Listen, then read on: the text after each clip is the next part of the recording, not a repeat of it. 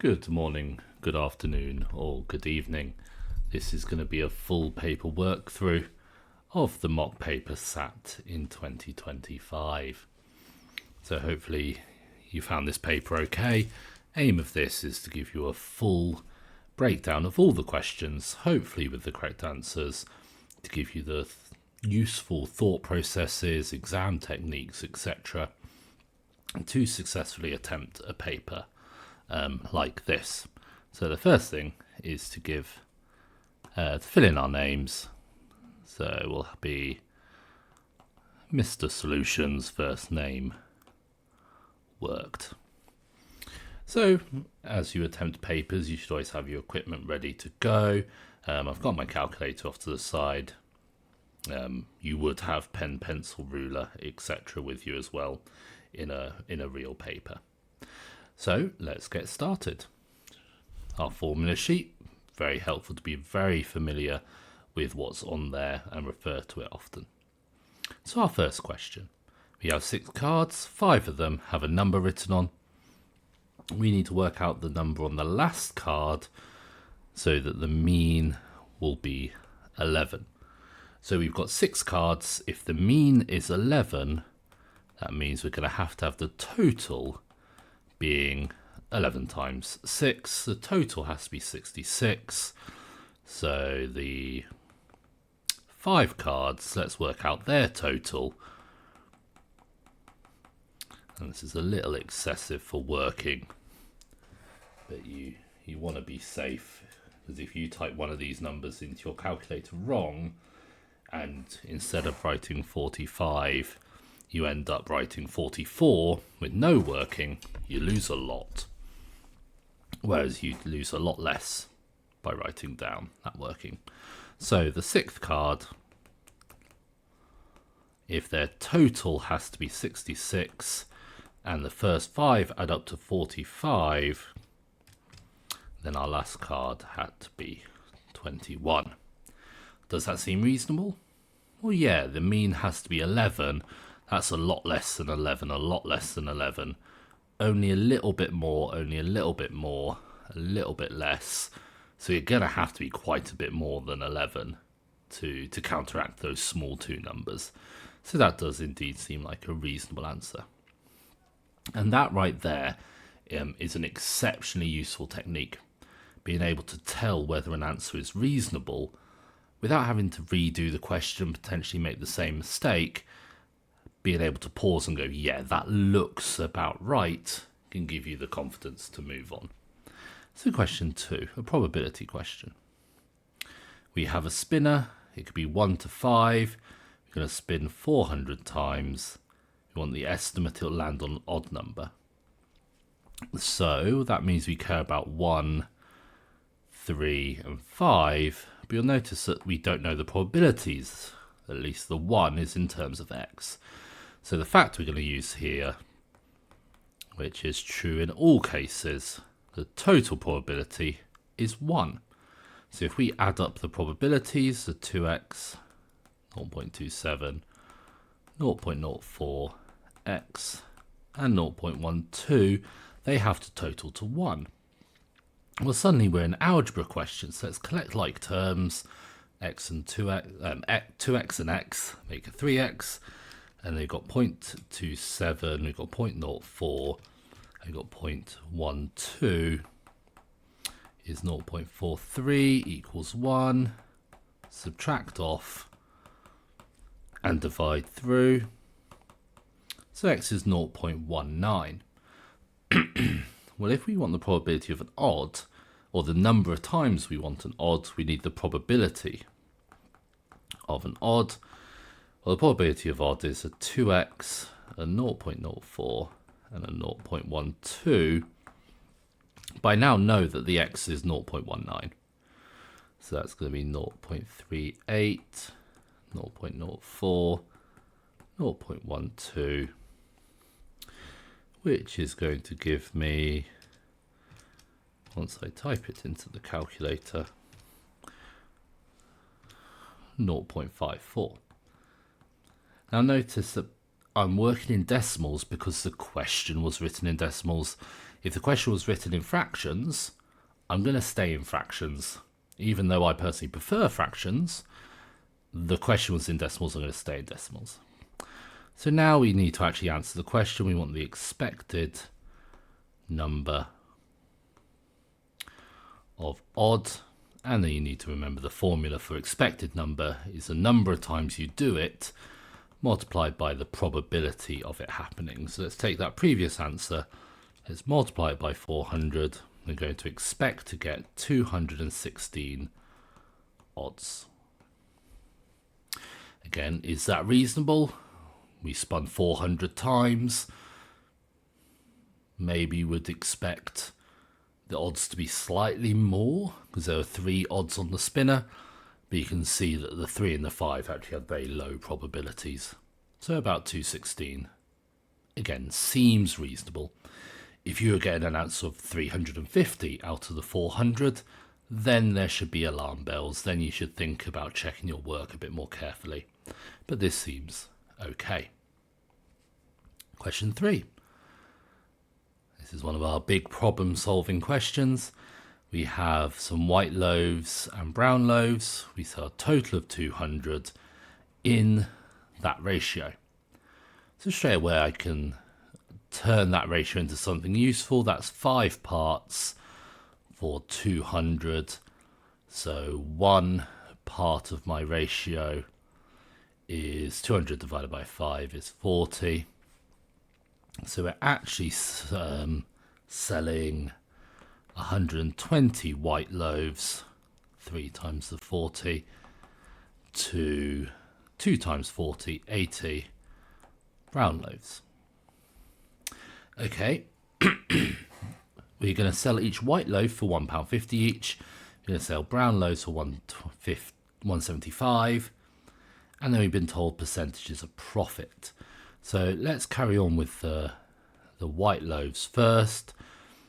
So the white income, we are selling 120 at £1.50 each. So 120 times £1.50 is 100. Excuse me, is £180. But we want the profit. So from the white loaves, the profit, well, 40% of it is a profit. So we need to find 40%. Don't try and increase or decrease by 40. You're just finding 40. So multiply by 0.4. So we've got £72 worth of profit from the white loaves. Let's do the same for the brown loaves. The income, we had 80 and we're selling at 175 each. 80 times 175. We've got an income of 140 and we're going to have a profit. This time we're having a profit of 60%. So 140 times by the 60%. And calculator is going to give me £84. We want the total profit.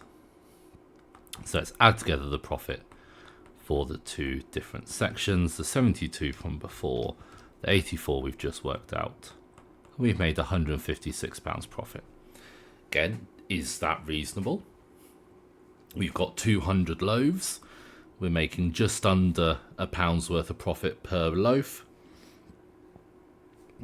You could argue that that's a bit much if you're making that much profit per loaf, but we're making roughly 50% profit on each of them. They're almost £2 each.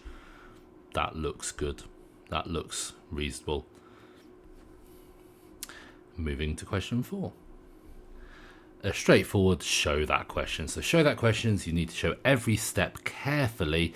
Can't skip any. You can't be too fast with your working. And in particular, you shouldn't be using your calculator too much. A little bit will help, but too much and you start skipping steps. Step 1, turn them improper. We have 2 1/3, the denominator stays the same. We're going to multiply and then add the top. 3 times 2 is 6, plus 1, that's 7/3. Divided by, do the same for the other one. That's 21, 4 times 5 plus 1 divided by 4. And don't fall into the trap of putting here equal to 4/9. Yes, it is equal to 4/9. Yes, we are trying to make it get to 4/9, but we're trying to get there. We're not solving an equation. That wants to be our final step, not a step anywhere near the beginning. So I'm not going to be writing the answer every single time. I want to get a chain of working, and the final step will be the 4/9. Carrying on from here, the divide, keep, flip, change. Keep the first fraction, flip the second fraction, turn it into a multiply. I like to cancel early. I can see a common factor of 7 in the 7 and 21. And then I can multiply across. And actually, that's just going to be 1 times 4 on the top, 3 times 3 on the bottom. Notice that I've made it obvious how I've cancelled. If I didn't do those cross out with the 1, cross out with the 3, I'd lose a mark because I'm not showing that step clearly, that simplification step clearly. Of course, you could multiply out, get 28 over 63, and then cancel afterwards. Whichever way you do, you need to show it clearly. Question 5. We're investing €5,200 for 4 years at 2.5%. Work out how much money we have after the 4 years. So this is just an application of the compound interest formula, which is the original times the multiplier. Now we have a 2.5%. I like to think of this as a chocolate bar. You always start with 100. You add on 2.5, so I've got 102.5% of my chocolate bar. Turn that into a multiplier by dividing by 100. So 1.025 to the power of 4. I'm going to stick that into my calculator. To the power of 4. And that's giving me 5739.827, etc. And I'm writing more than I need to on this first step. Again, if I make a slip up with my rounding, I don't want to throw away a mark because of that. Now, the question does say to the nearest euro, the nearest whole number. So that 8 tells the 9 to round up, but the 9 is going to round up and fall into the next spot. So we're going to round up to 5,740 euro. So I should really put the units on there as well. Try to make that a bit more obvious. Okay. And that was just a straight application of that formula. Question 6. We have a solid wooden cylinder. We have a radius of 8, a height of h. The volume is. So this is a backwards question. If you don't know your formula for a cylinder, let's go back to the formula sheet. There's a lot of the volume formulas on here. So here we go. Here's our cylinder. The volume, pi r squared h, is sitting right there waiting for us. So going back to question 6, the volume equals pi r squared h. Again, I'm telling the examiner I know what I'm doing. I've written down the useful piece of information. So now let's put in what we know. We know the volume is 1,208 equals pi. We know that r, the radius, is 8, and we don't know what h is. I'm going to simplify the right hand side first. 8 squared is 64. I'm going to put the 64 first. Mathematicians like to put the number first and then the symbol-y things. And then to get the h, I need to divide by the stuff. Be a little bit careful when you write the divide. I would put it in a bracket in my calculator, either a bracket or as a fraction. A fraction is probably better. So I'm going to type that into my calculator, and that gives me an answer of 6.008, etc. Now that's a really good sign. The fact that that is so close to a whole number must be by design of the question. The question did say to the nearest whole number, 6 centimeters. Part B, the density is. Now, luckily, you don't need to be able to have done the first part of the question to do this, providing you remember the density formula. Density triangle is DMV, has a nice ring to it. We want the mass, so we're going to cover up the M. So that tells us that mass is the density multiplied by the volume, 1.25 multiplied by the 1208. One thing we should really check is that the units match up. And indeed they do. We've got centimeters cubed, and our density formula is has centimeters cubed as part of it.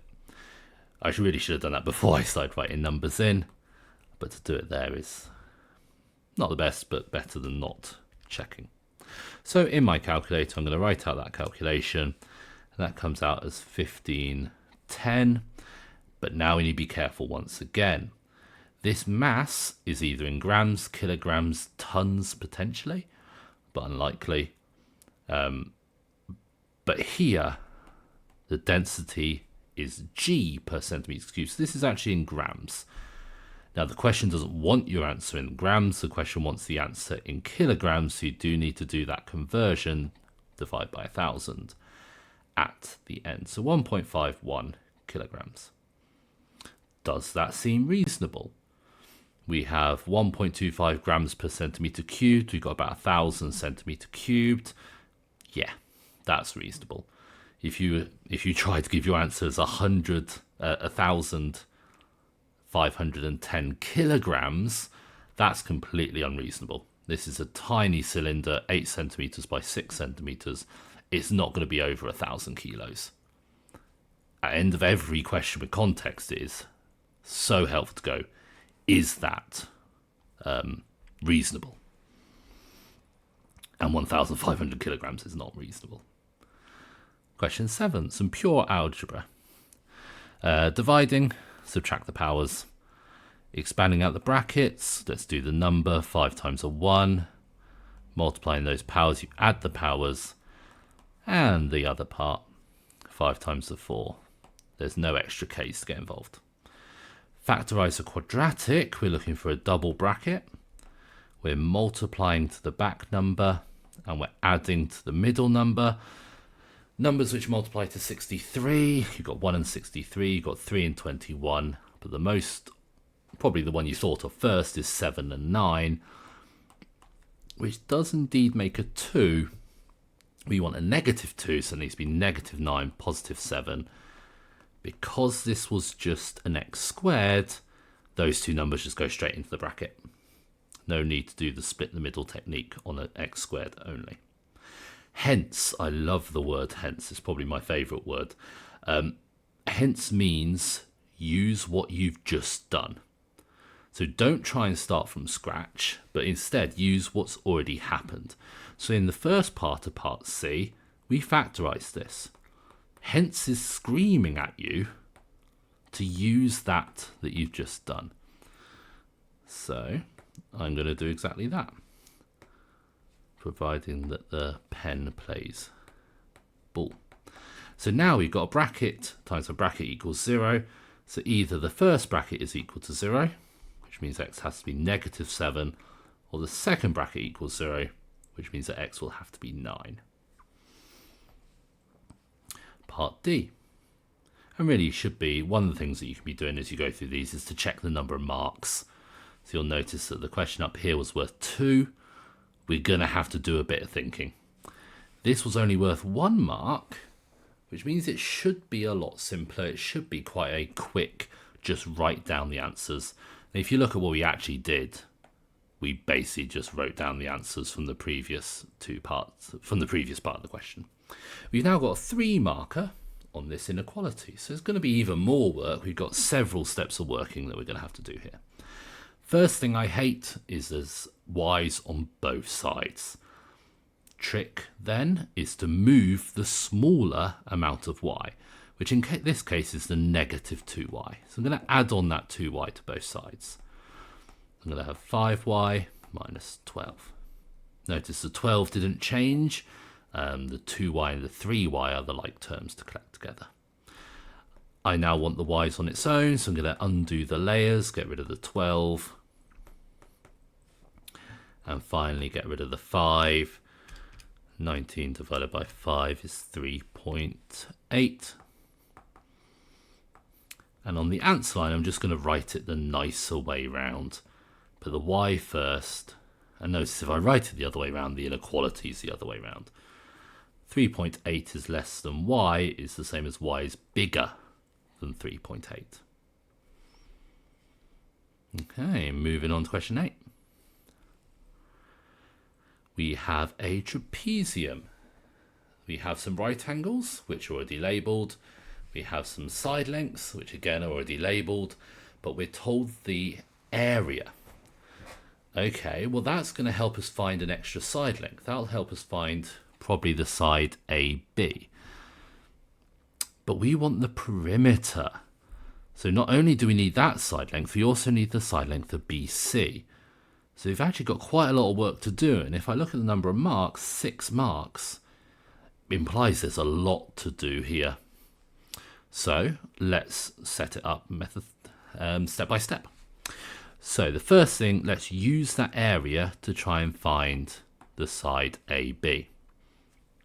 So, formula for a trapezium, again, if you don't know it, it is on that front page, on the inside cover, sorry, the formula sheet. So the area is equal to, well, the formula quoted on the formula sheet is A plus B over 2 times H. The A and the B are the two parallel sides. The H is the distance between them. So 360 is equal to, I don't know the A, plus 14 over 2 multiplied by the height, the distance between them, 15.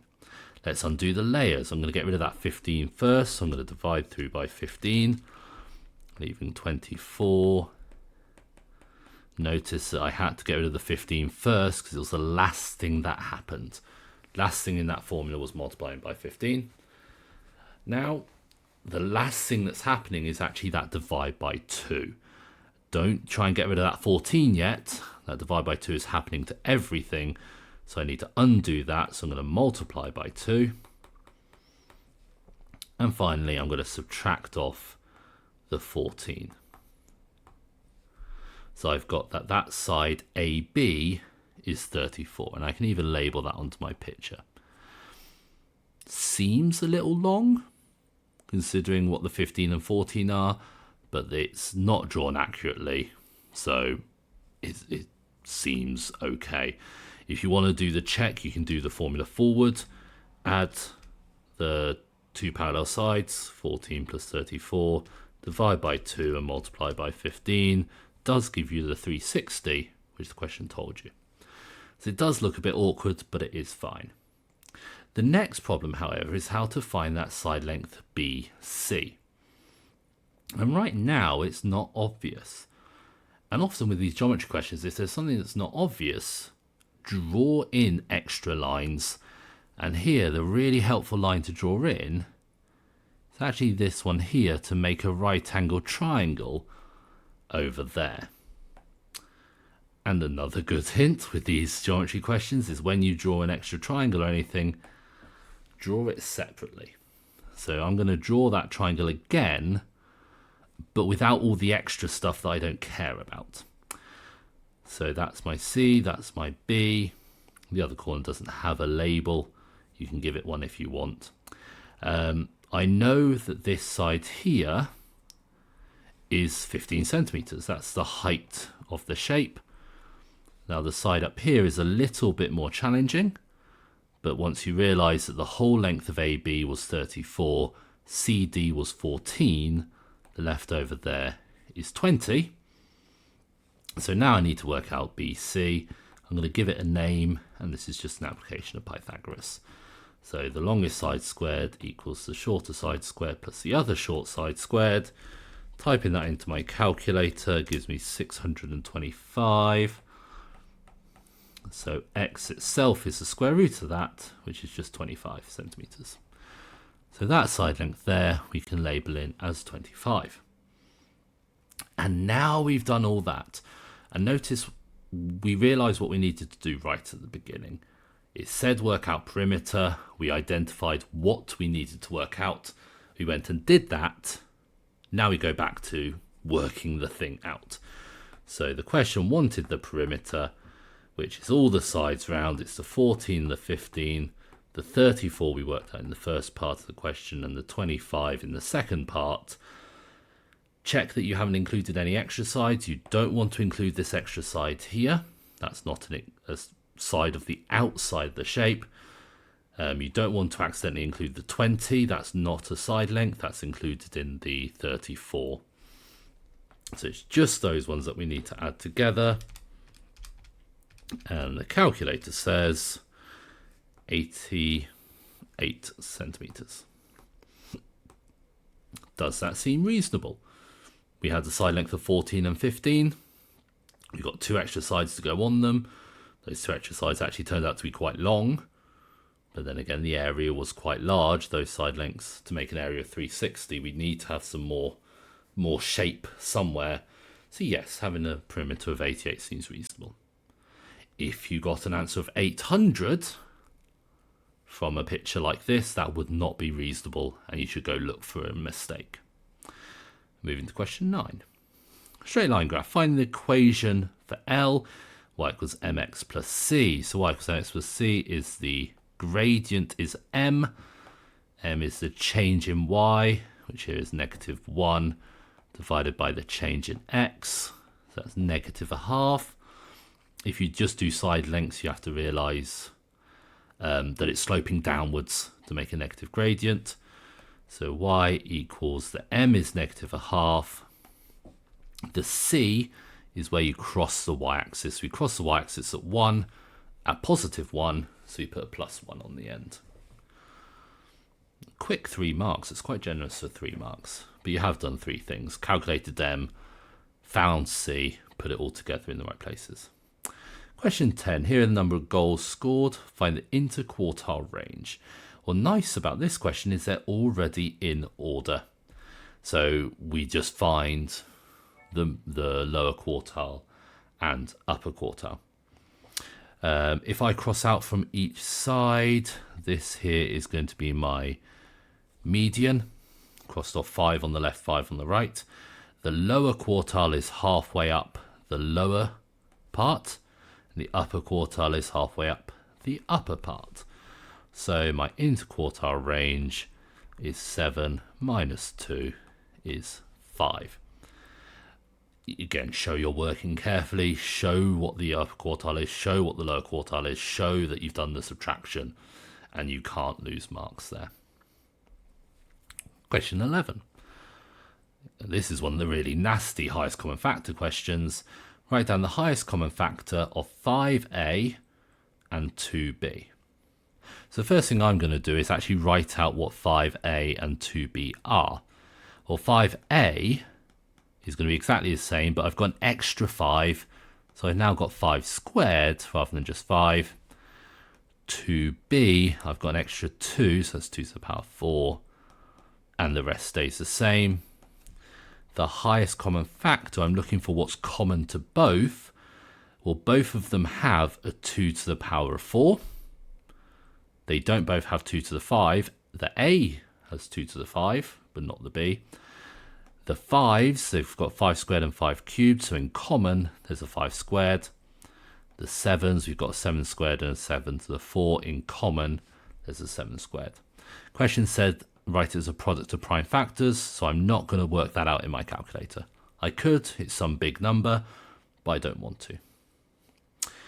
Question B. Work out the value of AB squared, giving your answer as a product of prime factors. So this is almost forcing you into the trap of working out what A and B actually are. You don't want to. If you want to leave it as a product of prime factors, leave it in its indices form. So I'm going to first work out, step by step, I'm going to work out AB. Well, AB, we're multiplying them together. When we multiply, we add the powers. So we've got 2 to the 5, 2 to the 3, that's 2 to the 8.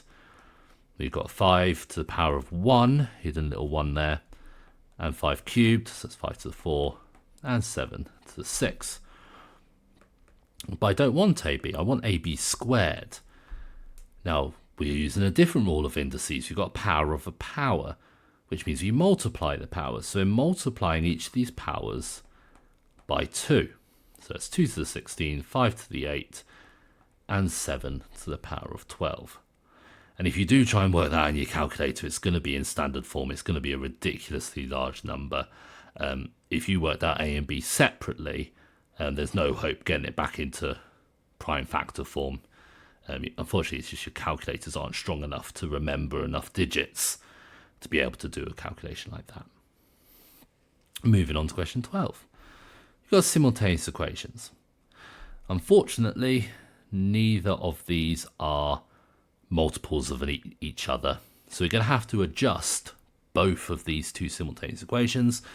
It's up to you whether you decide to adjust to make the x's the same or adjust to make the y's the same.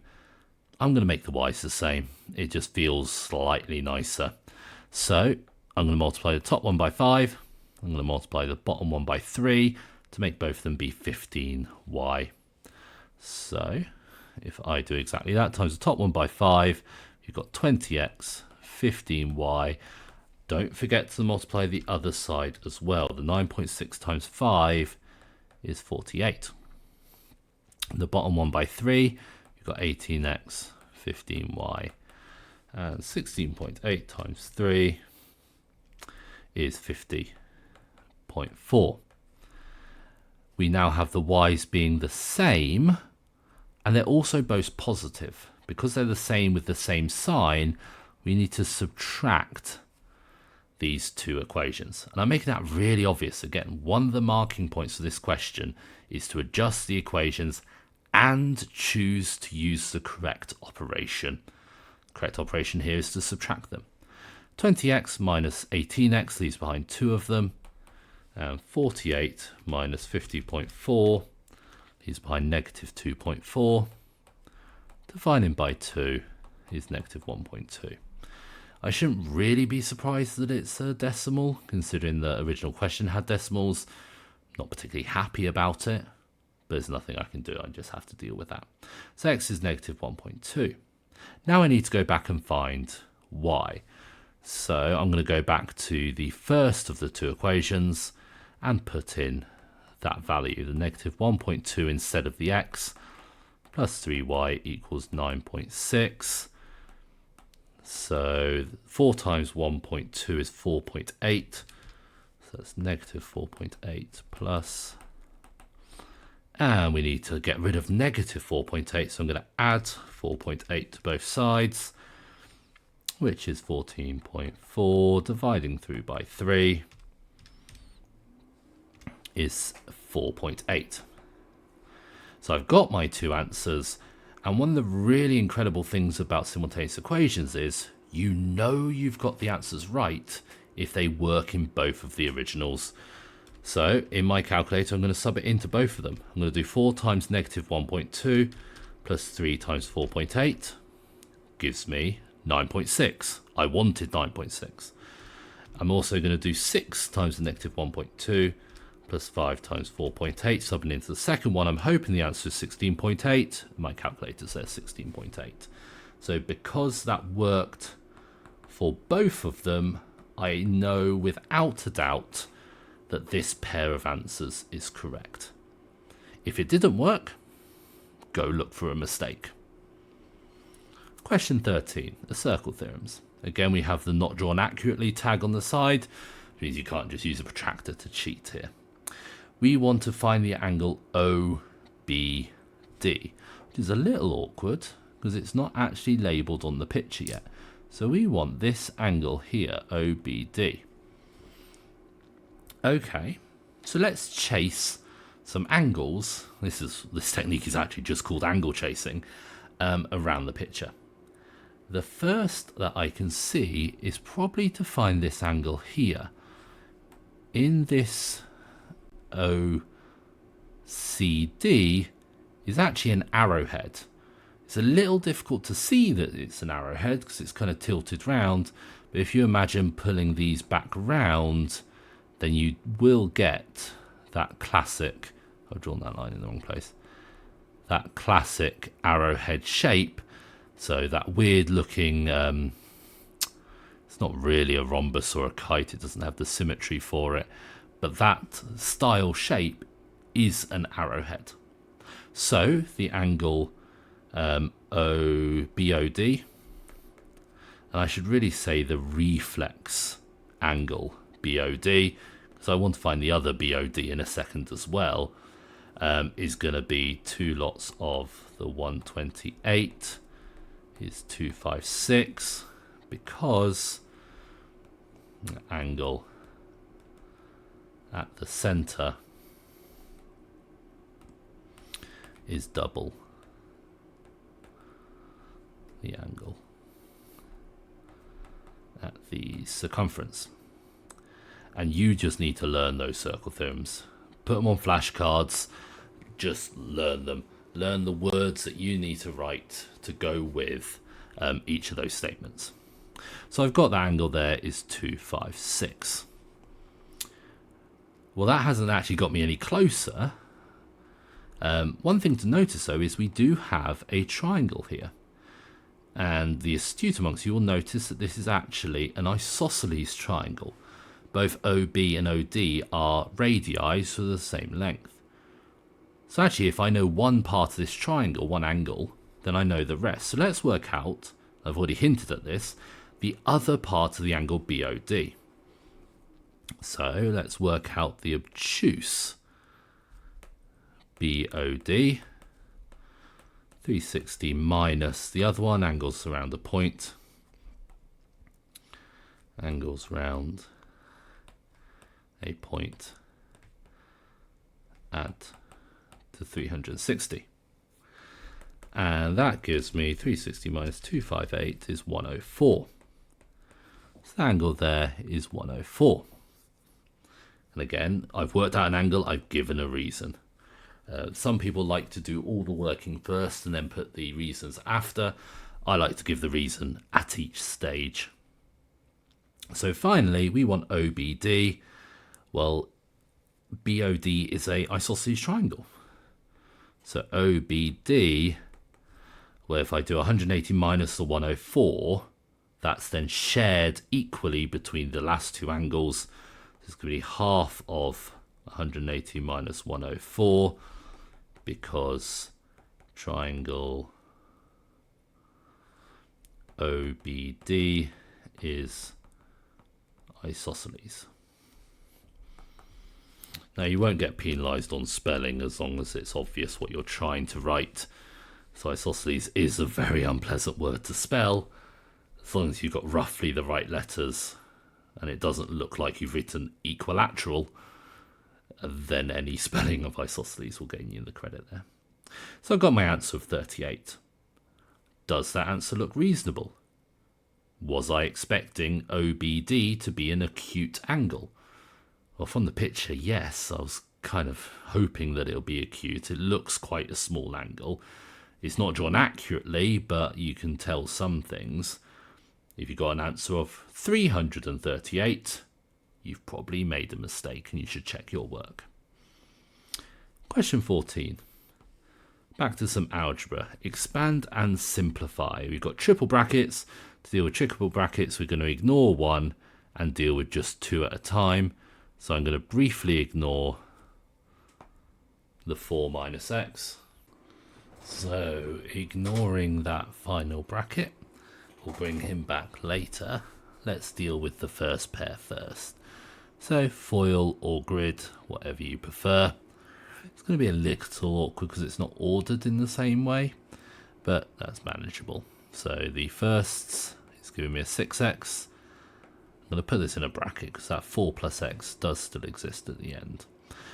First outside is our 3x squared, negative of course, insides and lasts. The 4 plus x is still there, even though I'm not going to deal with it yet. It's a good habit to simplify before you keep going. I'm also going to reorder slightly. which is a little odd, ordering so that the number's first and the x squared is last. It's not a problem. It is a little unusual though. Normally we like to have the x squared, then the x, then the number. But I just don't like having the x squared in the middle is the bigger issue. So now we need to expand out this triple with double. Again, it's a foil-like thing. The 2 is going to hit both of them. The 5x is going to hit both. And the 3x squared is going to hit both. Again, if you prefer the grid, use the grid. So the 2 hits the 4 and the 2 hits the x. The 5x hits the 4. The 5x hits the x. The 3x squared, the negative 3x squared, hits the 4 and hits the x. And one of the biggest benefits of doing the weird reordering is now that the like terms are next to each other. So you're just going to collect those like terms together. You've got the 8 doesn't have anything to simplify with, the 2x and the 20x, the 5x squared and the minus 12, being careful with your negatives of course, and nothing goes with the negative 3x cubed. Not really much intuition to know whether that's right or wrong. There are some tricks. You could sub a random number into the original, sub it into your answer as well, and if they match, that's a good sign. Doesn't mean you've got it right, but it is a good sign that you haven't made a mistake. Triple bracket, done. Part B of the question, a really horrendous rules of indices style question. I'm going to start within the bracket and try and simplify that first. So when thinking we can, we might as well just use the rules of indices immediately. A cubed divided by a to the 9, we subtract. Make sure you're doing the 3 subtract 9 rather than 9 subtract 3. We get negative 6. We've got hidden power 1 again. B to the 1 divided by b to the 5 is b to the negative 4. Now you could try and be smart with it and deal with the negative sign, deal with the half, or power of a power, you multiply the powers. So let's just simply do that. We've got a to the negative 6 to the power of negative half, negative 6 times negative half, just 3. B to the negative 4 to the negative half, multiply the powers, it's just a 2. And that's my final answer, actually quite a simple final answer for how complex the question looked. To question 15. We have an isosceles triangle. We've been told the angle and we've been told the area. And we want to find this side length here, EF. Now the real awkward thing about this, there's a couple ways to do this actually, it's not too bad. So we could try and force this to be a right angle triangle. If we cut down here, we can make it a right angle triangle. We have that angle there is 65, but I don't have any side lengths, which is actually really quite awkward. Alternatively, we can remember the area of a triangle when we don't have the perpendicular base and height.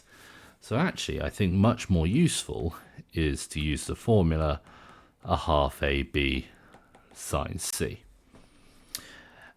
And one of the biggest reasons is that A and the B are the two isosceles sides, they're equal. So the area is 74. If I call them, let's call them both X. We like our algebra.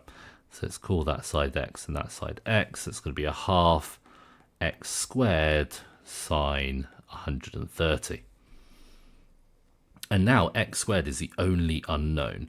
So we undo the layers. I don't like the fractions, so I'm going to multiply through by 2, 148. Now this is a bit awkward, but sine 130 is just a number. So I'm going to divide by sine 130. So x squared is equal to, from my calculator, 159.1. Now normally I would be a bit hesitant to do something like that. Sine 130 is not a nice number, but I've noticed that the question says to a 3 sig fig at the end, so I'm expecting my answer to be horrible. I'm not expecting it to be a nice answer. And then finally, to get x all on its own, I need to square root that answer. Ooh. Now my calculator is giving me a negative, which is awkward. So let me double check one thing. Yeah, so sine 130 should be positive.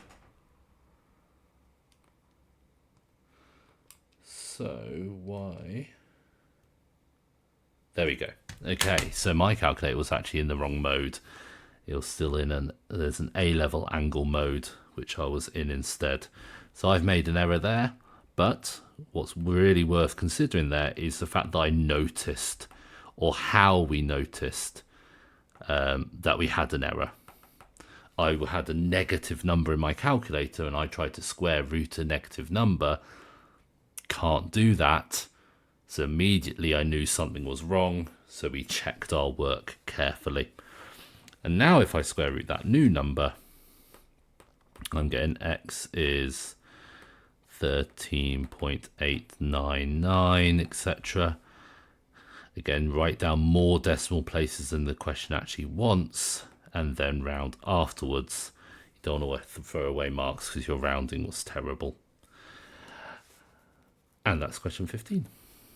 That's probably over halfway of the paper now. We've passed the staples, so it's starting to get into the much more challenging questions.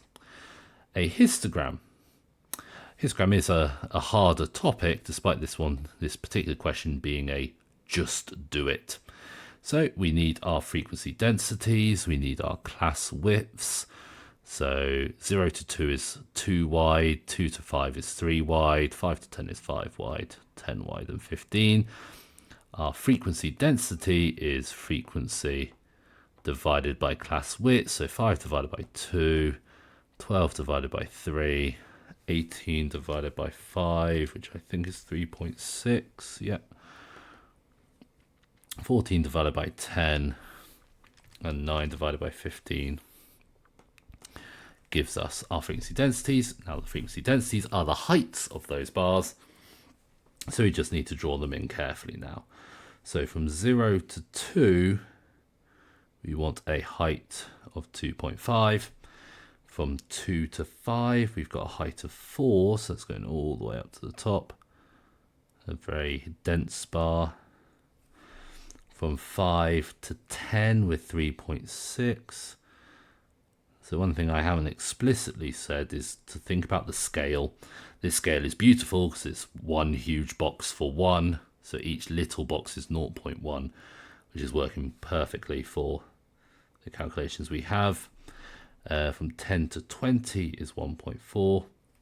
Also nice to know that the intermediate marking points are therefore at 0.5s, 0.5, 1.5, 2.5, etc. Let's get rid of those marks. And then finally at 0.6, so that's one little bar above the 0.5 from 20 to 35.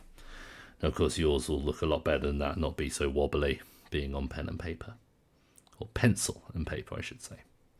Question 17. Back to our rules of indices. There's a lot of them on this paper. So we have k to the 12, the fourth root to the power of 5. First thing I'm going to do is rewrite or rethink about the fourth root.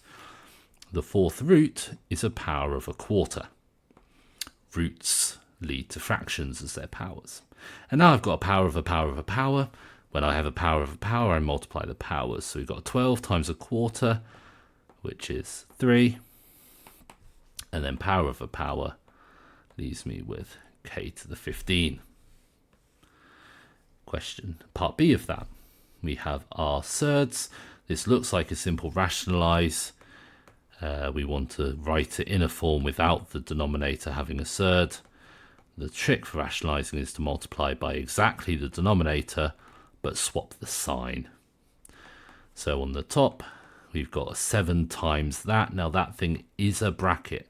we are multiplying both parts by 7. The denominator is a FOIL, so we've got our firsts, our lasts, sorry, our outsides, our insides, and our lasts. And the lasts is the tricky one. Root 3 times root 3. If you ever multiply a root by exactly the same thing, the root just disappears. Root 3 times root 3 is just 3.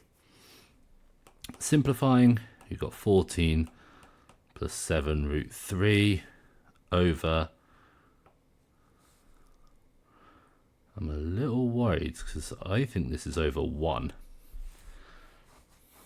which isn't... it could be forced to be. So this is being a really awkward question, because if we look at the answer, it wants to be a number, a root of something plus just a number. Well, I've got the just a number is the 14, but I don't have root of something. So actually I need to unsimplify the 7 root 3.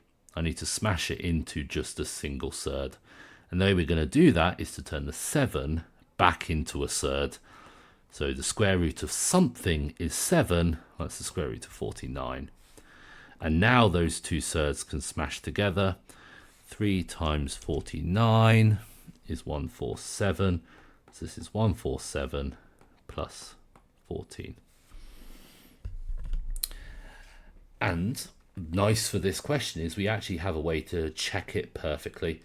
If I type the original into my calculator, the 7 over 2 minus root 3, my calculator says 14 plus 7 root 3. Well, that's good because that's this line here. So at least that line is correct. But I could also type into my calculator root 147 plus 14, and my calculator tells me it's 14 plus 7 root 3. So both the original and my final answer give me the same, so I must be correct. And I can move on happily. Question 18. This looks like a similarity. We have two vases, A and B. We've got two heights. We've been given the difference in surface areas. That's quite awkward. But we can do the only thing we know what to do, which is think about similarity. Similarity has a scale factor. So let's find the length scale factor. Length scale factor, I always do big divided by small. Other people do it slightly differently. 30 divided by 12 simplified is 2.5. So my length scale factor is 2.5. But the question isn't about lengths or heights. The question is about surface area. So I actually want the area surface, this area scale factor, which is the length scale factor squared, 6.25. And this is where it now gets awkward. So, two ways to do it. And I think I'm actually going to... I kind of want to do it the wrong way, because we want the surface area of A. So I could call the surface area of A X, because that's what I want. Yeah, let's do it that way. So let's call this here X as the surface area. But then the surface area of B, well, that's going from big to small, so I'm dividing by the scale factor. And this is where I should have stuck with my guns, because I prefer things in fraction form. So really, I wanted to leave this as 5 over 2 and 25 over 4. So dividing by 25 over 4, dividing by a fraction, you multiply by its reciprocal, you flip it over, is 4 over 25, x. But now I have an expression for the surface area of A and the surface area of B.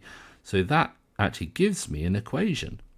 The surface area of A was x, the surface area of B is 4x over 25, and we've been told that's equal to 178.5.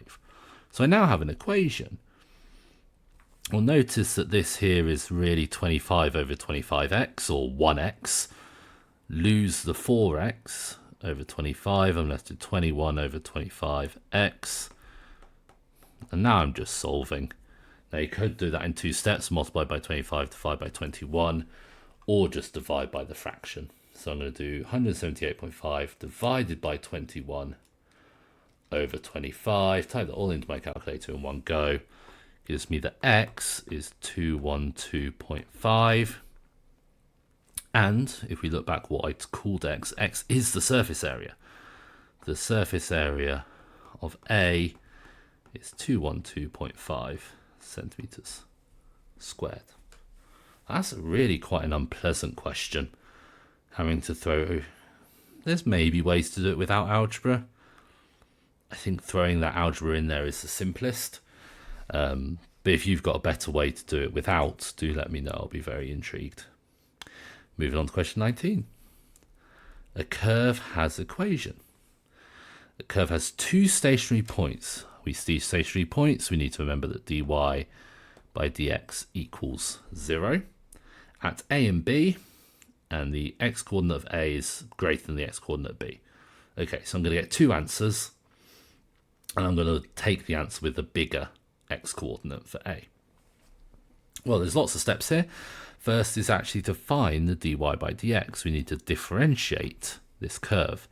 Remembering how to differentiate, we bring down the power and reduce the power by 1, so x cubed becomes 3x squared. The 8x squared, we bring down the 2, but the 2 hits the 8, making the 16. Reduce the power, x squared becomes just a power of 1. We don't need to write that. Anything with just an x, the x disappears. And any number, that plus 5, just disappears when you differentiate it. So we get down to the quadratic, 3x squared minus 16 minus 12, with dy by dx equals 0. So I'm trying to solve 3x squared minus 16x minus 12 equals 0. Now I really do like factorising, so I'm going to take a moment just to see if I can factorise that. And indeed, I think I've spotted it. Again, you should probably do the split the middle technique. There is a magic method which I'm doing here. I won't spend too much time on it. But here I've managed to make a 18x and a 2x. 18 and 2 will combine to a 16. We need a negative 18 and a positive 2. So that's the factorisation. So either x equals negative 2 or x equals 6. Now, you would do that step a lot slower. That's because I factorise so many quadratics, so I can start to spot them quite quick. But you use whatever solving method you like. Even for that question, I'd suggest you even use the quadratic formula. Quadratic formula is probably quicker than split the middle most of the time. And the question doesn't tell you what to do, so you can do whatever you fancy. And now we come to the inequality there. The x-coordinate of A is the bigger. So this is our point A, that's our point B. So we're going to ignore the negative 2/3, we're going to use the point A. Now we do need to be careful because the question said find the coordinates, not just the x coordinate. So I still need to find the y coordinate. So we go back to the question, we look for the line that starts y equals, and we put that value in. So in my calculator, I'm not going to try and do this in my head, I'm going to calculate 6 cubed minus 8 times 6 squared minus 12 times 6 plus 5 gives me negative 139. Really unpleasantly large number. But unfortunately, there's no real intuition to see why this is right or wrong, not with the resources available in the exam. So I would check that as I go through carefully. I haven't done anything silly, but I'm going to trust it for now. And moving on to question 20. We have another quadratic. This time we are completing the square. So first thing to do, complete the square. If you have a number in front of the x squared, is to get that out of the way. I like to use big square brackets to separate it off. I'm going to factorise out the 2 from the 2x squared and factorise it out of the 11 as well, which is awkward because it's going to leave an 11 over 2, a 5.5. Again, I prefer fractions. I think they stay nice in the most horrible parts, so I prefer to keep it that way. Now, you don't need to factorise it out of the number on the end. That number on the end just sits on the end till the very last step when it gets involved. Now I can complete the square, and this is why I use square brackets, because now I've got curly brackets in there as well. Complete the square, you halve the thing in front of the x, and you put it in the bracket with the squared. Subtract off that thing you've just written down, squared. Square a fraction, just square the top, square the bottom. So that's my 11 over 4 squared that needs to sit on the end, plus the 9. Expanding out that big square bracket, minus, that's now going to be 121 over 8. If you double something, you can halve the denominator, plus 9.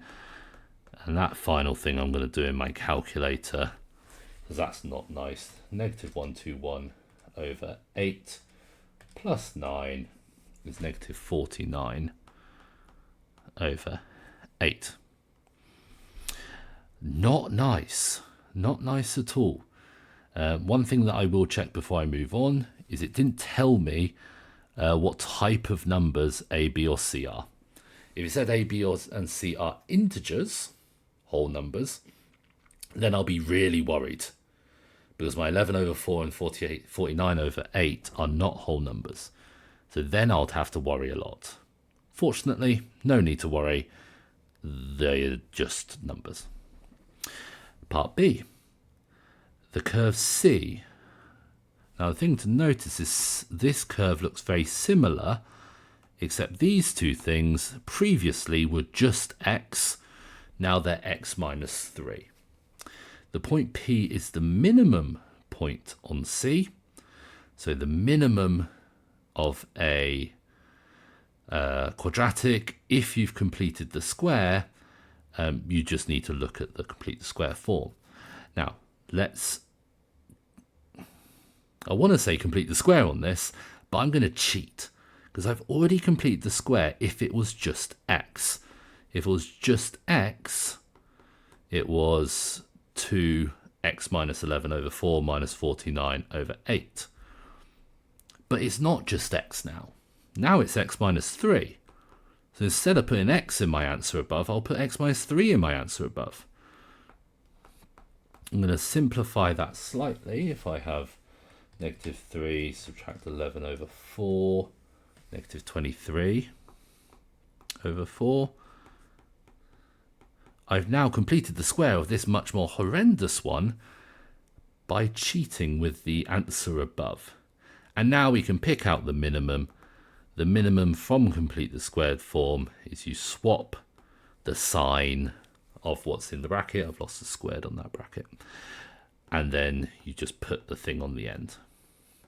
That 2 in front makes no difference whatsoever to a minimum point. Swap the sign in the bracket and just put the number on the end. Moving to question 21. This looks like an algebraic tree diagram style question. We have 25 counters, 6 are blue, X are orange, and the rest are pink. So I've got 3 different colours going on here. We're taking at random 2 counters. We want 1 orange and 1 pink. Okay, that's going to be quite awkward. Well, first thing I actually want to write down is how many pink there are. We have a total of 25. 6 are blue, which leaves 19. X are orange, which leaves 19 minus X.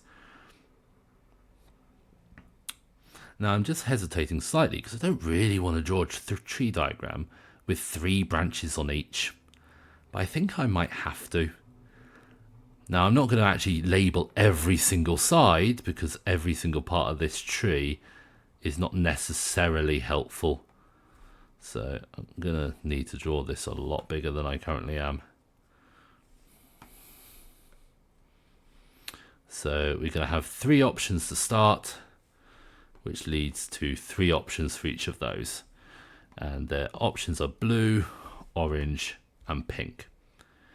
Now, actually, I don't care about this top branch at all, because I've only been told things about orange and pink. So if I pick a blue to start with, I don't care what happens. So I only care about the other options. So I'm not even going to fill in that first part of the tree. Let's put some probabilities on. We have the probability of blue is 6 over 25. 6 counters originally, 25 in the bag. Orange is x over 25, and we've worked out that there were 19 minus x left out of 25 for pink. Again, let's only fill out what we care about. If I pick an orange first, then I have to pick a pink second. So again, I don't actually care about that or that.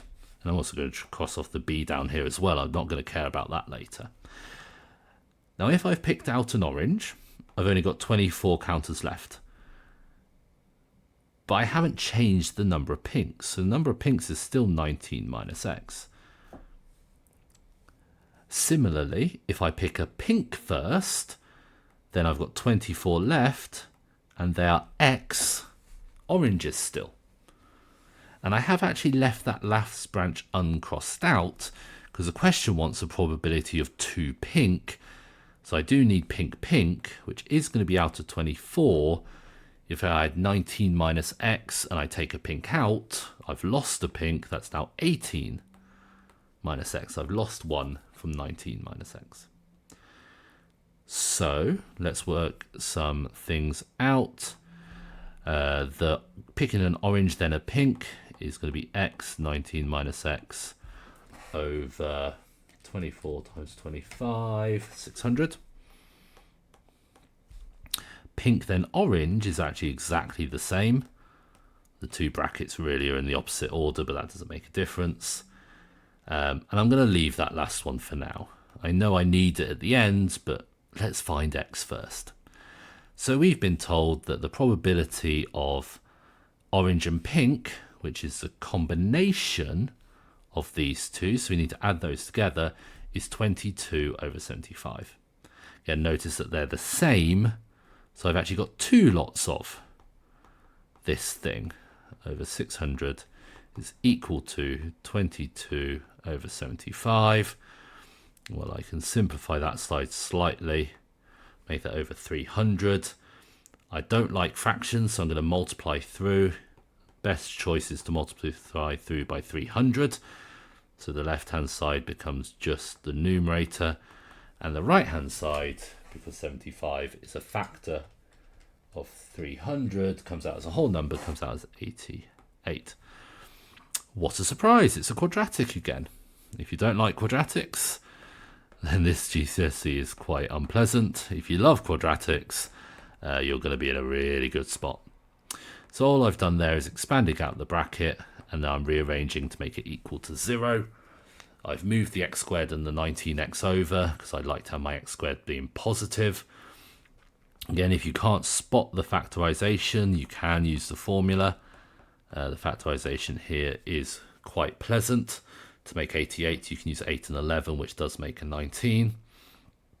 So x is either 8 or 11. Which is a bit awkward that we have two choices. But we have been told right at the beginning that x is greater than 9. So I can cross out the x is equal to 8. Therefore, x is 11.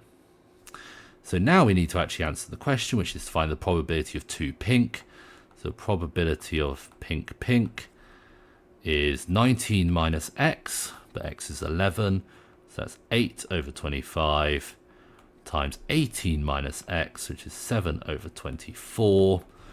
I could try and do parts of that by hand. I can see some things which cancel, or just use your calculator. Gives me an answer 7 over 75. 5 marks for that, which is definitely deserved. Lots of quite unpleasant working that you have to do there. Lots of very careful algebra that you have to pass through. Okay, moving on to question 22. This looks like a double page question. Yep, 6 marks for this, so very high marking question. We have a cuboid with a horizontal base. We have the side length, so nothing new there. M is the midpoint of the base, which is what he labelled on. P is the midpoint of CF. We want to find the angle BMP. So we're looking at a triangle. If we connect together B to P to M back to B. That's the triangle we care about. And we need to find those, well, we need to actually find every side length. Appears to be. I'm saying every side length. So normally you only need 2 side lengths if you have a right angle. Now, it's not easy to visualize this triangle because it's such an awkward position. But hopefully you can convince yourself that none of these are right angles. Now, if you don't have right angles, the only way to find an angle is use the cosine rule with 3 sides. So I need to find every single side length, which is not particularly pleasant. And all of them are going to be quite awkward. So let's try and work out each in turn. Let's draw ourselves some extra triangles everywhere. Actually, the more I look at it, the more I dislike it. So I think the hardest is actually going to be B to M. That's going through the center of the shape. It's not parallel to any of the sides. So B to M is going to be the hardest. Let's start with maybe B to P. So I think for B to P, I'm going to change my working color. B to P, I think we can do a triangle here. I've chosen this because it's at a right angle there, and I know that P is a midpoint of C to F, so that corner down here is also a midpoint of B to G. So let's have some new names. Let's call that point A, B, C, D, E, F, G, H. Don't want to use I, let's call it J. So let's call that point J. Now I really like with these 3D shapes to draw out the useful triangle each time. It makes it much more obvious both to you and to the examiner what's going on. So I've drawn out that triangle. Sides that I know, P to J is across the whole of the shape, so P to J is the 12 centimeters.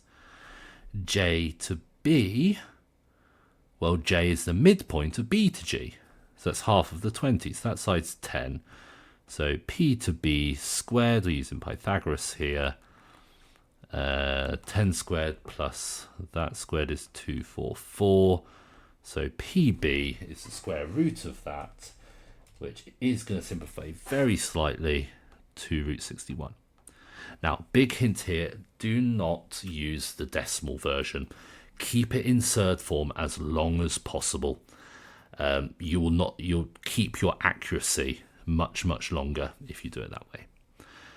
If you start rounding this and only using 1 decimal place, chances are your final answer will be wrong to 1 decimal place. Okay, let's try MP now. So I want to again make a right angle triangle with MP being one of the sides. And again, I think the simplest is to go down straight down to the side. And here I'm using the fact that both M and P are midpoints. M's in the middle of the base, P's in the middle of that side. So they're lined up perfectly with the other parts. So if I call that side, let's say K, then MK is the same direction as AD, because both M and P are midpoints in that direction. So again, I'm going to draw out that triangle. I'm labeling it for the examiner to know exactly what I'm thinking about. And now side lengths. PK is the whole height, is 8. MK is half of the whole front, so that's going to be 6.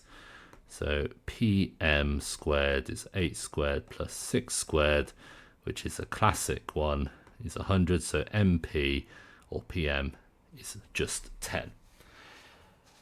But now we need to deal with the tough one. Now we need to deal, I've chosen orange again, let's choose another one. Now we need to deal with BM. So I need a right angle triangle which has BM as one of its sides and creates a right angle.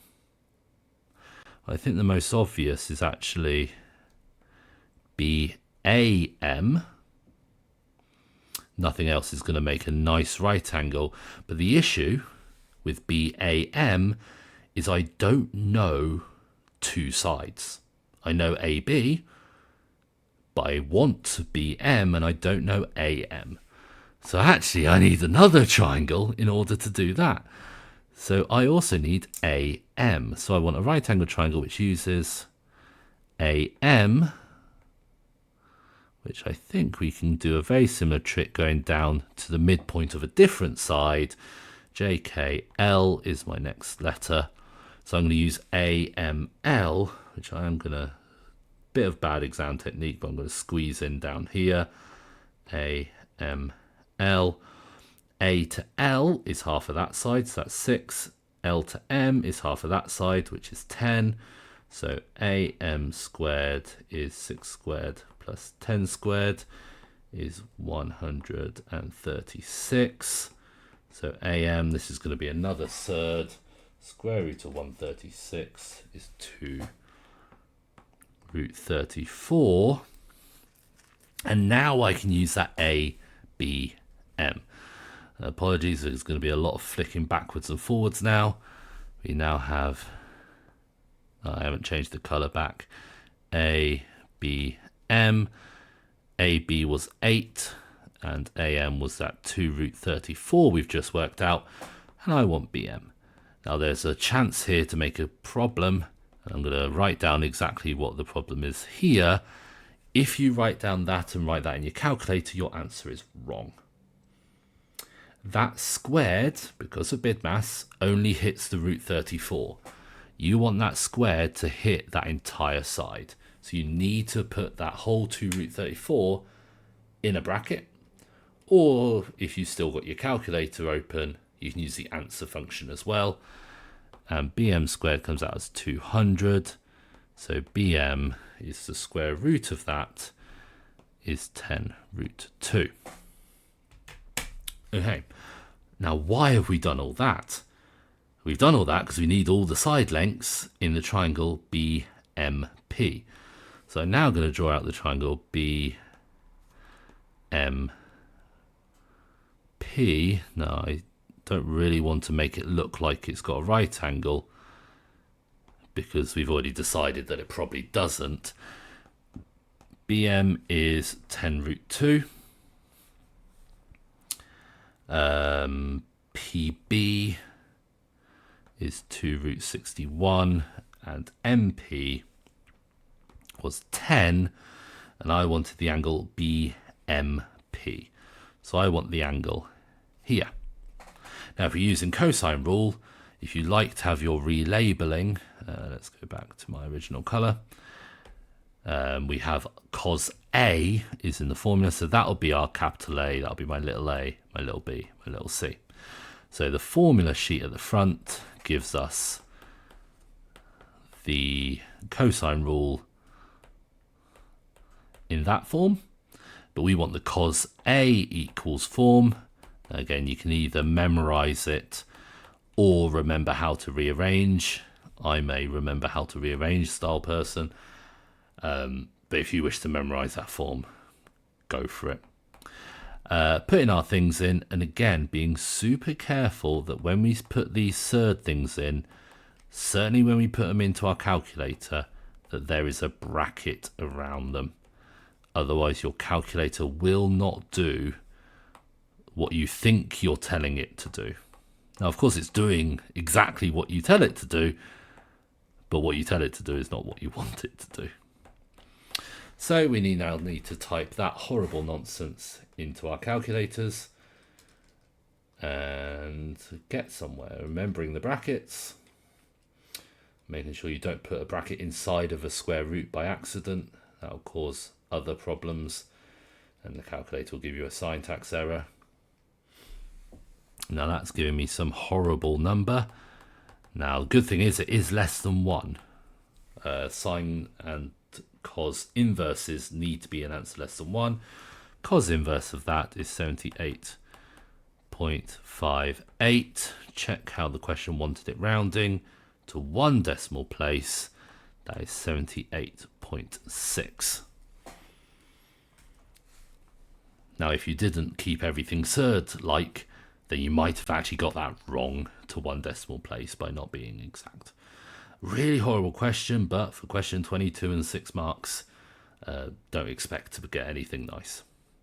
Question 23, and we see the total marks at the bottom. This is our last question. and it's a arithmetic series. First three terms are those. Find as an integer, as a whole number, the sum of the first 40. Big problem, there's an x. First step has to be to try and find that x. And the key thing about the arithmetic sequence is there is a common difference. You go up by the same amount every single time. And we can abuse that fact. So we can work out the difference here and the difference here, and they will be equal. So the difference between the second two is that last one, subtract, and I'm using one pair of those brackets is required. You have to have brackets around the x plus 2. The other brackets aren't, but they're there to keep things separate and clear. And again, those brackets don't matter, but the brackets around the 4x minus 14 do. So the difference between the second two is the difference between the first two. Let's simplify. That's 6x. And this is why the bracket matters. If you didn't have that bracket, you'll be tempted to do minus 9 plus 2. But it's minus 9 minus plus 2. Minus 9 minus 2. And the second pair, you've got an x minus 4x. You've got a 2 minus 14, which becomes a plus 16. Let's throw the 3x over. And let's throw the 11 over. Divide through, we get x equals 3. Okay, so I'm actually going to write out the sequence again. So the sequence now with x equals 3, 4 times 3 minus 12 is minus 2. X plus 2 is 5. 7 times 3, 21, minus 12, minus 9 is 12. And that's my sequence. And we can now see that the first term is negative 2, and the common difference is going up by 7 each time. And we've actually now done all of the hard work. That was the difficult bit. We now need to work out the sum of the first 40 terms. That formula is given to you as n over 2, 2a plus n minus 1 d. And I've just replaced each of those with the numbers that I actually have instead of the letters. Because now I can just type that into my calculator. We got the 40 over 2, open a bracket, 2 times minus 2 is minus 4, plus 39 times 7 gives me an answer of 5,380. If you've done enough of these questions, you'll realize that is quite a reasonable answer. Even though we started quite small, these sequences do get up there, certainly if we're adding together 40 terms. And that's the last question. Now at this point you would go through the paper very carefully, check each of the questions very carefully, ask yourself repeatedly, does this answer make sense? Is this answer reasonable? And once you've done that, you can be quite confident that you've done really quite well. As always, if you've spotted any errors in this, please do let me know. And hopefully that was quite a useful read through this entire paper and give you some confidence on the areas which you maybe didn't succeed the first time. But other than that, have a wonderful rest of your days, and I'll see you next time.